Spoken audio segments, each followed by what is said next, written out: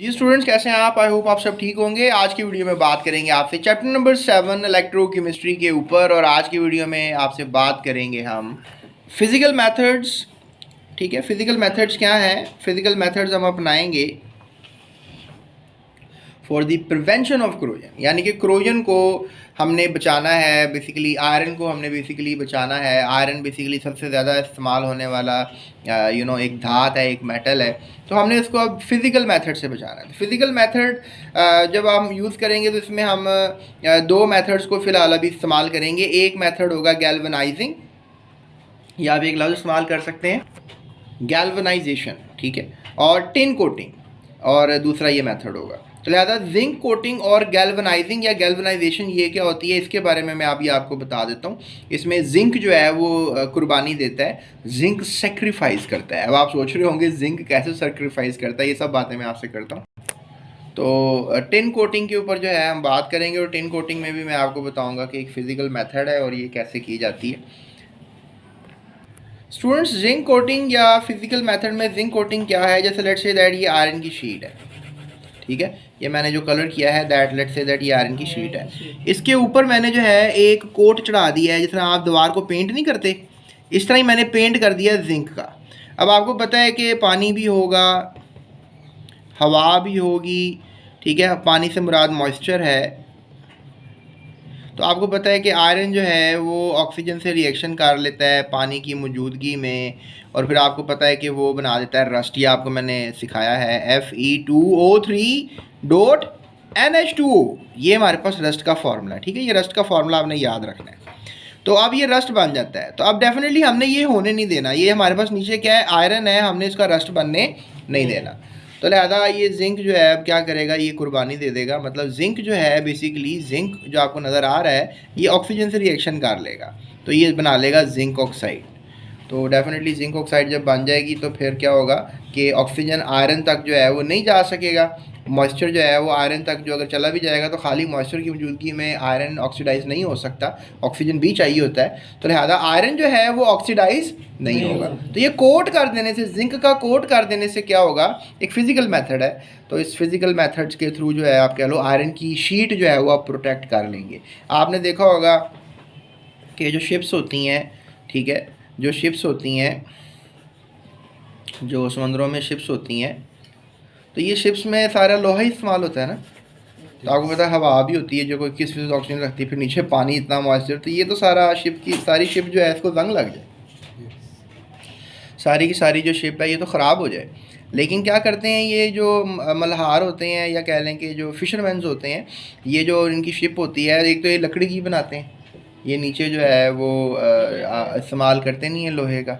लेकिन अगर कहीं लोहा अगर ये इस्तेमाल कर भी रहे होते हैं तो उस पर जिंक लाजमी कोट करते हैं, ताकि जिंक कोटिंग से ये होता है कि आयरन जो है उसकी ऑक्सीडेशन जो है वो नहीं होती, और आयरन रस्टिंग से जो है वो बच जाए, यानी आयरन की जो है वो क्रोजन रुक जाती है, क्रोजन प्रिवेंट हो जाती है। तो ये बात मैंने आपसे शेयर करनी थी। स्टूडेंट्स, इस मेथड को हम गैल्वनाइजेशन भी कहते हैं। क्या कहते हैं? तो गैल्वनाइजेशन भी कहते हैं। तो आप बच्चों ने बस अभी याद रखना है। अच्छा, बोर्ड में आपको एक डन शॉर्ट क्वेश्चन मैं गिफ्ट कर देता हूँ आज के लेक्चर में, कि व्हाट इज गैल्वनाइजिंग या व्हाट इज गैल्वनाइजेशन। ये आपको शॉर्ट क्वेश्चन बोर्ड में डन है। इस चैप्टर से 4 सवाल निकलने हैं स्टूडेंट्स, तो 4 सवालों में से एक सवाल इंशाल्लाह ये भी होगा, व्हाट इज गैल्वनाइजेशन। अब देखिए इन्होंने यही लिखा हुआ है कि एक प्रोसेस है कि आप थिन लेयर जो है वो जिंक की किस पे चढ़ा देते हैं, आयरन पे चढ़ा देते हैं। इसको हम क्या बोलते हैं? गैल्वनाइजिंग बोलते हैं। तो बस जैसे मैंने आपको कहा कि जो शीट होती है उसके ऊपर अगर आपने क्या करना है, जिंक का कोट करना है, तो आप क्या करोगे कि आप एक बीकर ले लोगे, और जिस तरह उसमें जो है आपने जिंक क्लोराइड जो है वो डाला होगा, ठीक है, उसमें क्या डाला होगा? Zinc chloride. तो ये शीट अगर आप आयरन की इसके अंदर डालोगे तो आपको पता है यहाँ पे जिंक सारा इस पर ऐड हो जाएगा, जिंक सारा इस पर क्या हो जाएगा? ऐड हो जाएगा। तो ये जो आयरन शीट है ये क्या हो जाएगी? कोटेड हो जाएगी। फिजिकल मेथड है ना ये। और फिर जब ये आप इसको लेट्स से दैट कि ये आपके पास एक बहुत बड़ा टब था, उसमें क्या था? जिंक क्लोराइड था, और आपने एक शीट ली, ठीक है, आपने एक शीट ली, शीट को आपने इसके अंदर डाल दिया, ठीक है, इसके ऊपर सारे पे लेयर आ गई ना। फिर आप एक रोलर से गुजारोगे, ये एक रोलर होगा, फिर इस शीट को इसके अंदर से गुजारोगे तो वो जो जिंक की लेयर है ना उसके ऊपर ज़बरदस्त तरीके से चिपक जाएगी।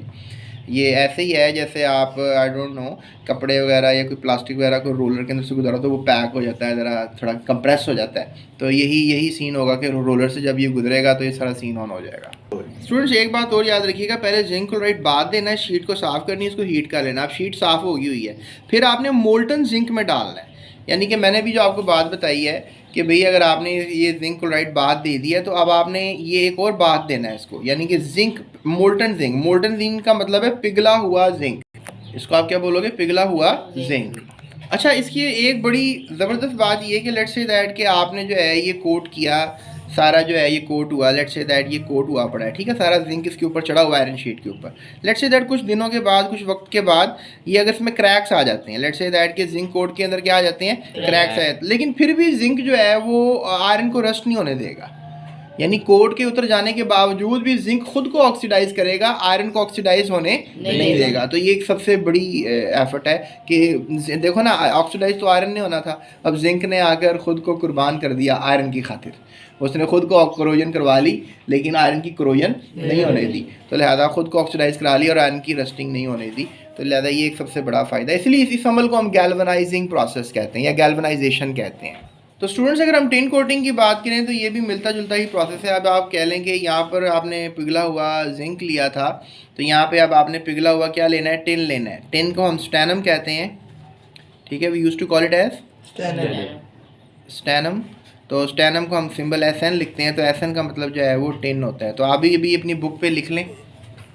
तो यहाँ पर हम स्टैनम ले रहे होते हैं, तो यहाँ पर आपने क्या करना है कि शीट को डाल देना है पिघले हुए टिन में। तो आपको फिर हॉट रोलर से गुजार कर, अब आपके पास आयरन की शीट है, तो ऊपर इसके किस चीज़ की कोटिंग होगी हुई है, टिन की। तो ये भी मतलब जिंक की बजाय टिन।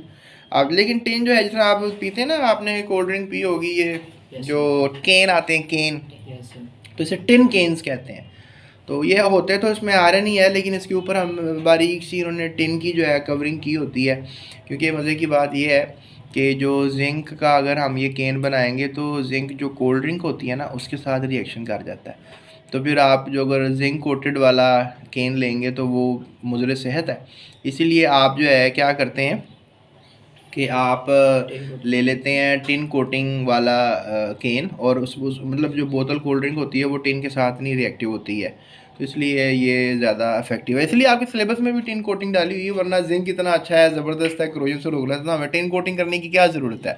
लेकिन कहीं पे टिन कोटिंग की ज़रूरत है और कहीं पे जिंक की कोटिंग की ज़रूरत है। अब तुमको टिन कोटिंग जो है वो सर शिप्स वगैरह में वहाँ पे आयरन पे टिन कोटिंग कर देते हैं, लेकिन उसका नुकसान ये है कि मैंने तुम्हें बताया कि जब क्रैक्स आ जाते हैं तो क्रैक के बाद भी जिंक जो है वो जिंक खुद को ऑक्सीडाइज करता है, आयरन को ऑक्सीडाइज होने नहीं देता। लेकिन अगर तुम वहाँ पे टिन की कोटिंग कर दोगे शिप्स के अंदर में, तो फिर क्या होगा कि वो टिन को जब क्रैक आएंगे वो तो अलाउ कर देगा क्रूजन ऑफ आयरन, तो फिर वो तो आयरन तो फिर डिस्ट्रॉय हो गया। तो तो कहीं पे टिन की ज़रूरत है तो कहीं पे जिंक की कोटिंग की फिजिकल मेथड्स में ज़रूरत है।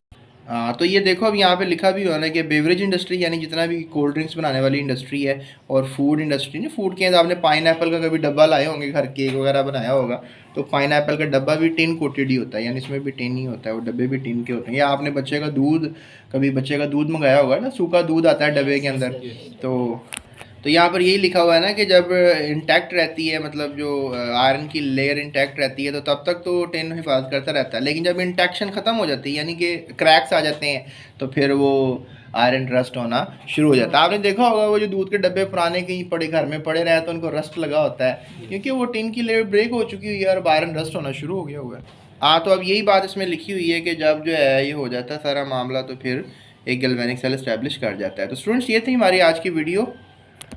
तो स्टूडेंट्स मज़ीद वीडियोस के लिए डिस्क्रिप्शन में लिंक्स हैं, आप उनको फॉलो कर सकते हैं। सारी वीडियोस दी हुई हैं, नोट्स भी इस चैप्टर के दिए हुए हैं, इस टॉपिक से रिलेटेड सवाल भी दिए हुए हैं, तो आप उनको डाउनलोड करके याद कर सकते हैं। तो आपने अपना ख्याल रखना है, बहुत सा ख्याल रखना है, पेपर्स तक अपना ख्याल रखना है, और इसके अलावा जो है आपने इस चैनल को सब्सक्राइब किए बगैर नहीं जाना है। So that's it, thank you so much, अपना ख्याल रखिएगा।